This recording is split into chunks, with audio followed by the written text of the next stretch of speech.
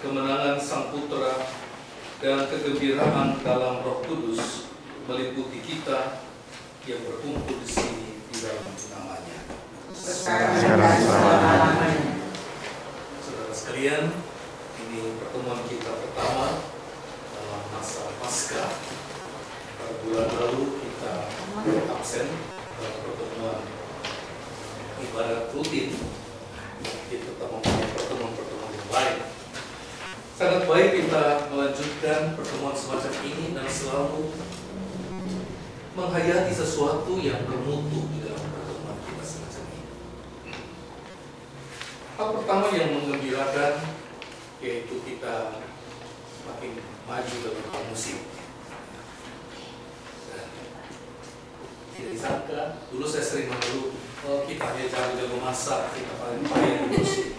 Tapi ternyata ada kok deh, ada bakat tersembunyi. Sekarang Oni sudah muncul, Jeffrey makin mahir dan makin kompak pasangan. Oni jangan sembunyi di belakang, keluar, maju. Karena ini semua bukan untuk diri kita, tapi untuk kebersamaan kita. Dan itu sebenarnya semangat Paskah, semangat hidup. Di dalam hidup itu ada cinta yang mau dibagikan. Kalau orang mengatakan punya cinta, tapi dia tidak mau berbagi, itu bukan cinta. Cinta itu selalu mau berbagi. Dia selalu mau memberikan sesuatu. Inilah Injil Yesus Kristus, karangan Santo Yohanes.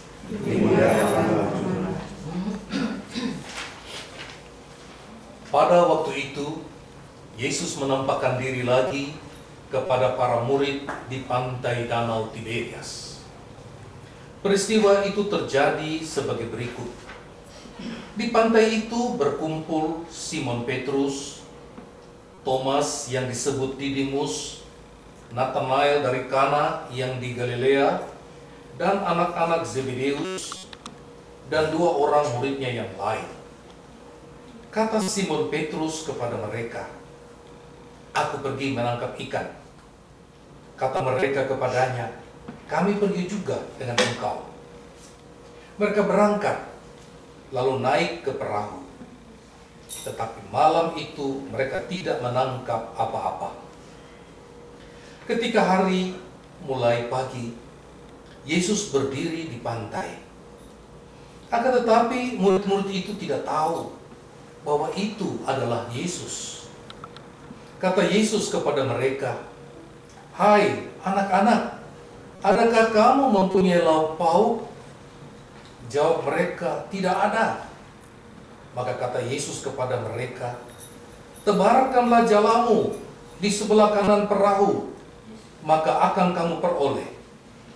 Lalu mereka menebarkan, dan mereka tidak dapat menarik lagi karena banyaknya ikan.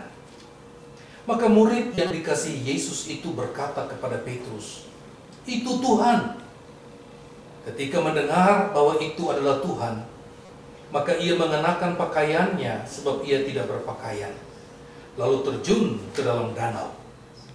Murid-murid yang lain datang dengan perahu karena mereka tidak jauh dari darat, hanya kira-kira 200 hasta saja.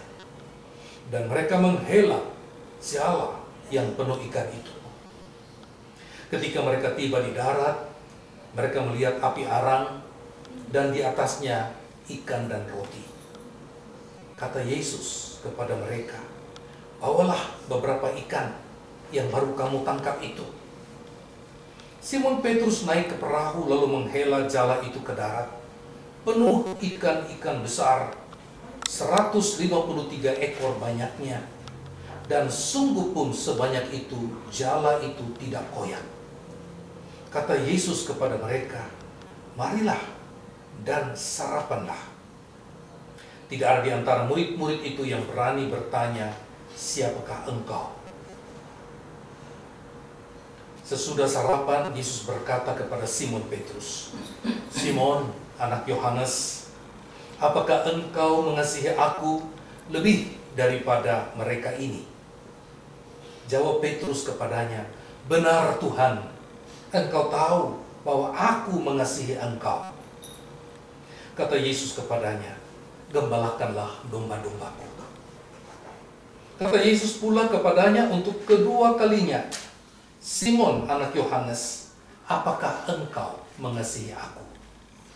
Jawab Petrus kepadanya, "Benar Tuhan, Engkau tahu bahwa aku mengasihi Engkau." Kata Yesus kepadanya, "Gembalakanlah domba-dombaku." Kata Yesus kepadanya untuk ketiga kalinya, "Simon anak Yohanes, apakah engkau mengasihi aku?" Maka sedihlah hati Petrus karena Yesus berkata untuk ketiga kalinya, "Apakah engkau mengasihi aku?" Dan ia berkata kepada Yesus, "Tuhan, Engkau tahu segala sesuatu. Engkau tahu bahwa aku mengasihi Engkau." Kata Yesus kepadanya, "Gembalakanlah domba-dombaku. Aku berkata kepadamu, sesungguhnya ketika engkau masih muda, engkau mengikat pinggangmu sendiri, dan engkau berjalan kemana saja kau kehendaki. Tapi jika engkau sudah menjadi tua, engkau akan mengulurkan tanganmu, dan orang lain akan mengikat engkau dan membawa engkau ke tempat yang tidak kau kehendaki." Dan hal ini dikatakannya untuk menyatakan bagaimana Petrus akan mati dan memuliakan Allah. Sesudah mengatakan demikian, ia berkata kepada Petrus, "Ikutilah aku." Demikianlah Injil Tuhan. Terpujilah Kristus.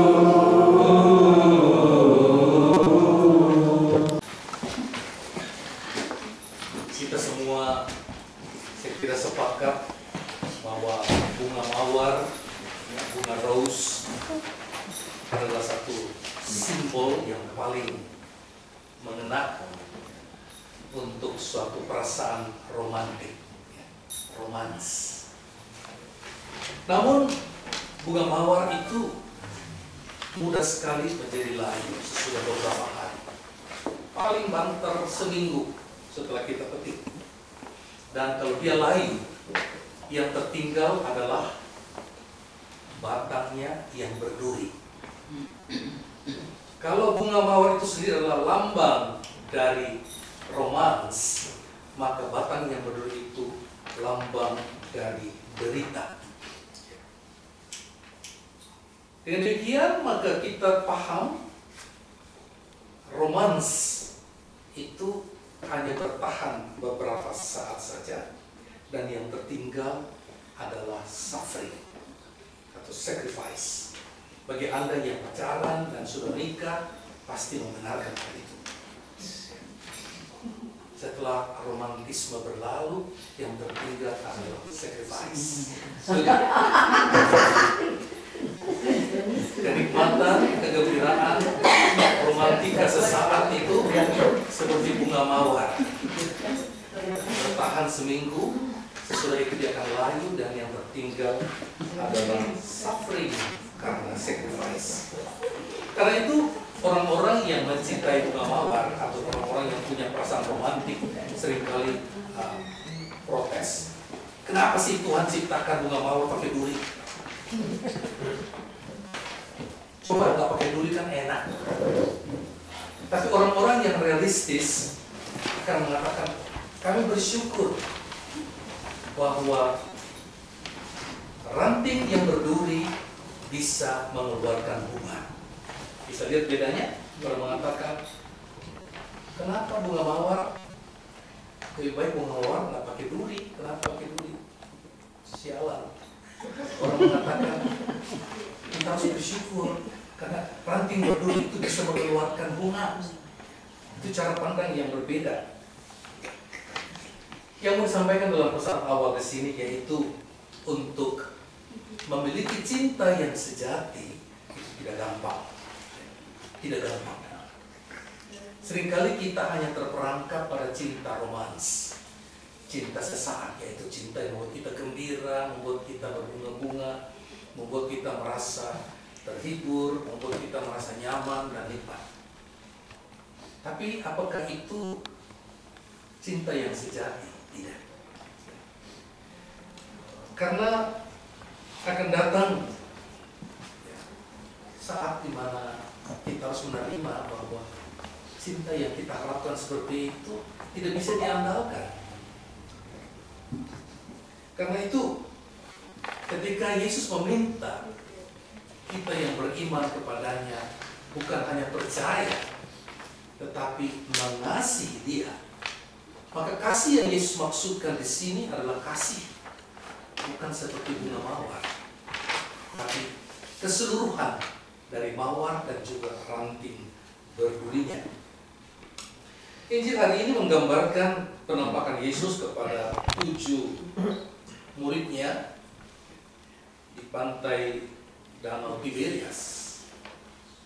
Sesudah murid-murid ini mengikuti Yesus beberapa tahun dengan penuh semangat dan sukacita, mereka harus mengalami bahwa sukacita dan excitement itu lain. Jika mereka melihat dengan mata kepala sendiri bagaimana gurunya itu dikejar seperti narapidana, ditangkap, diadili seperti penjahat, kemudian disalibkan dengan sangat memalukan, kemudian mati, kemudian dikuburkan. Di dalam rasa kecewa itu, mereka kembali ke hidup yang lama. Mereka kembali ke Danau Genesaret sebagai nelayan. Petrus bersama dengan 6 murid yang lain naik atas perahu dan pergi memancing ikan, pergi menjalan ikan. Tapi sepanjang malam mereka tidak mendapat. Sampai akhirnya pada fajar, Yesus menampakkan diri dan mengatakan, "Tebarkanlah jalamu di sebelah kanan, maka kamu akan mendapat." Dan benar, mereka mendapat ikan. Dan kemudian Yesus melayani mereka sarapan bersama. Dan sesudah sarapan, Yesus bertanya kepada Petrus sebanyak 3 kali. Pertanyaannya apa? Apakah engkau mengasihi aku lebih dari semua ini? Dia tunjuk pada teman-temannya, dia juga tunjuk pada perahu, dia tunjuk pada jala dan ikan-ikan. Apakah engkau mengasihi aku lebih daripada semuanya ini?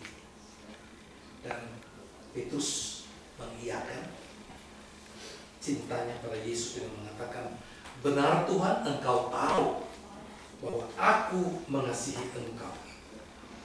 Dan Yesus bertanya, mengulangi sampai 3 kali, sehingga Petrus menjadi sedih. Sebenarnya dengan Yesus bertanya, mengulangi sebanyak 3 kali, Yesus memberikan kesempatan kepada Petrus untuk menghapus kenangan buruk akan penyangkalan Petrus sebanyak 3 kali terhadap gurunya. Kita melihat bahwa 3 kali penyangkalan dihapus oleh 3 kali pernyataan cinta. Dengan kata lain, Petrus diberikan kesempatan untuk membuat suatu sikap baru, untuk memulai kembali relasi imannya kepada Yesus. Kalau kita mendengar kata pertobatan, apa yang pertama-tama muncul di dalam pikiran kita? Kamu harus bertobat. Kita sering berpikir kalau bertobat berarti kita harus punya rasa penyesalan, iya kan? Bertobat, saya mau bertobat, saya menyesal. Hati yang hancur ya, karena rasa bersalah. Ini benar, tapi sebenarnya pertama-tama kebenaran yang Yesus sampaikan untuk pertobatan pertama-tama bukan berdasar pada rasa bersalah, rasa sedih dan penyesalan, bukan. Sebab seorang diampuni bukan karena orang itu merasa bersalah terhadap apa yang dia sudah buat. Bukan itu. Ada orang-orang yang mengaku bersalah dan sedih akan kesalahan yang dia lakukan, tapi mereka tidak diampuni.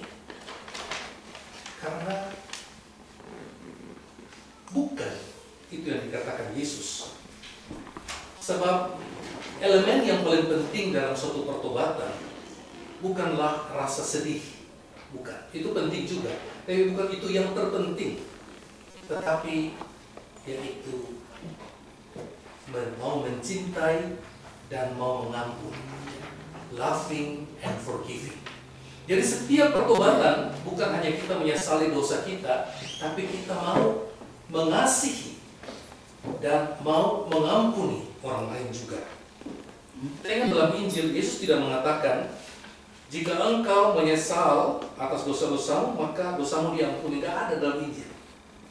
Tapi yang Yesus katakan, jika engkau tidak mengampuni orang lain, maka kamu tidak diampuni. Kita lihat. Jadi kita lihat bahwa panggilan untuk bertobat versi Yesus, yaitu bagaimana kita menjadi orang yang loving and forgiving. Bukan hanya soal dosa kita. Dosa itu Tuhan ampuni, tapi kita harus dari pihak kita harus loving and forgiving. Maka langkah itu harus dibuat dengan menyadari. Sebab cinta yang sesungguhnya itu bukan ada di sini. Ada dalam otak kita.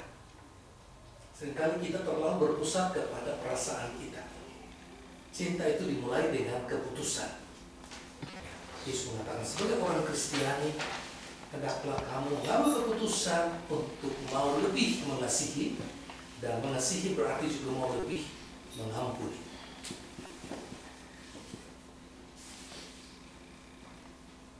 Cinta itu lebih penting daripada rasa sedih, rasa bersalah, sebab orang yang merasa bersalah belum tentu dia itu mengasihi.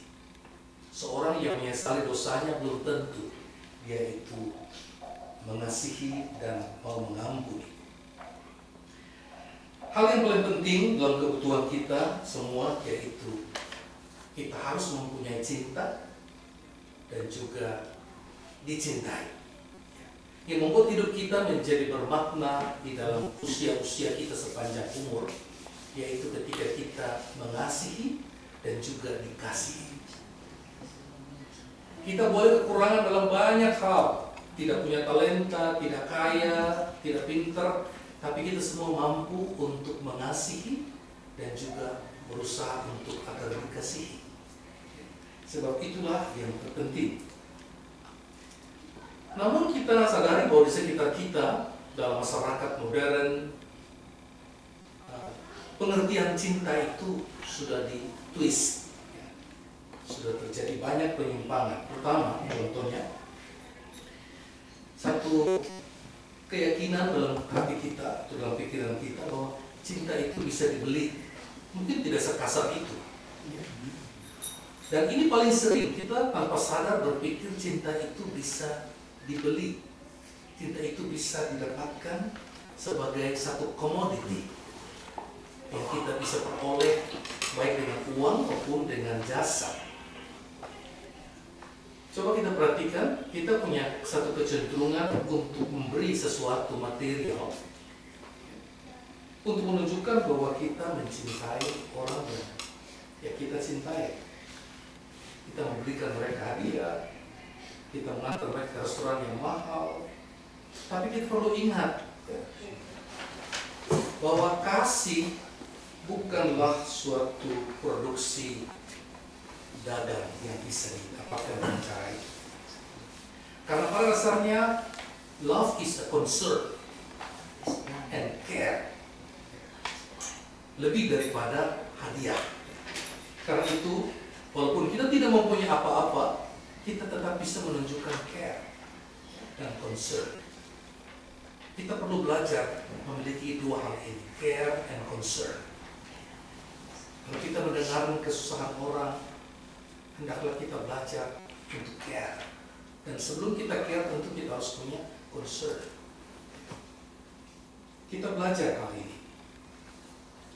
Yang kedua, paham yang sangat umum, yaitu love is romantic. Orang selalu mendambakan punya perasaan cinta dan dicintai. Ini baik, tapi ini tidak boleh kita andalkan terlalu. Saya lihat banyak sekali kegagalan di dalam rumah tangga ataupun komunitas-komunitas cinta kasih karena orang merasa tidak enak. Orang tidak merasa nyaman. Padahal bukan itu saja sebenarnya yang perlu kita timbang. Karena kasih itu pada dasarnya care and concern, bukan hanya perasaan atau dalam pikiran. Karena itu orang yang mampu mencintai dengan betul, dia adalah orang yang membuat komitmen. Anda ketika menikah itu kan membuat komitmen. Anda tidak berjanji kalau saya mengasihi engkau karena engkau membuat saya senang. Enggak. Saya berjanji, saya memilih engkau, memilih sebagai pasangan saya. Saya berjanji kepadamu untuk tetap setia dan mengasihi engkau, menghormati engkau sampai kematian memisahkan kita. Itu komitmen. Berarti ada di sini, bukan ada di sini. Ada dalam pikiran. Hal ketiga, orang berpikir bahwa cinta itu mudah, gampang, orang anggap remeh. Tapi untuk menemukan seseorang untuk mengasihi itu sulit sekali. Sulit sekali, kita harus akui. Kita dikelilingi oleh orang-orang, tapi tidak gampang menemukan orang yang mengasihi. Karena itu kita patut menghargai. Mengapa cinta itu tidak mudah? Karena cinta sejati menuntut dari kita untuk mengorbankan selfishness kita, juga memperhatikan lebih orang lain daripada diri sendiri. Dan ini tidak gampang, perlu disadari, dilatih dan didoakan terus. So, karena itu to love is not what I want, tapi what do you need? What do you need? Saya berharap komunitas kita mempraktekkan itu. Belum sempurna, tapi kita terus berjalan sambil melakukan itu. Pertanyaan penting kita malam ini, apakah saat ini ada cinta di dalam hati dan di dalam pikiran kita? Itu penting, karena kalau kita mati, yang paling penting kita mati sebagai orang yang mempunyai cinta di hati. Demikian juga kalau kita harus berpisah, hendaklah kita berpisah sebagai orang yang mempunyai cinta di hati. Maka kenangan itu baik. Ya. Dan saya percaya kalau kita mempunyai kedua hal ini, yaitu loving and forgiving, maka pertobatan itu sudah otomatis ada. Kita perlu berdoa dan terus mengusahakan hal ini karena kita masih jauh dari sempurna. Amin. Amin. Semoga saudara sekalian berkati oleh Allah yang Maha Kuasa, Bapa, Putra, dan Roh Kudus.